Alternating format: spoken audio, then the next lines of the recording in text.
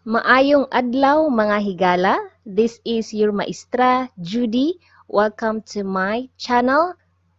I teach Conversational Bisaya Cebuano. In this video, I'm going to teach you how to say thank you in Bisaya. There are 3 ways to say thank you, just like in the English language. The very basic one is thank you. That is salamat in Bisaya. Salamat. The other one is many thanks. Daghang salamat. Daghang salamat.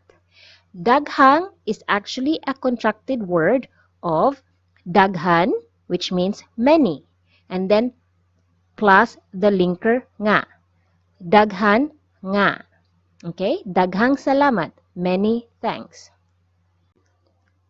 Thank you very much. Salamat kaayo. Salamat kaayo. You can also put gyud as emphasis.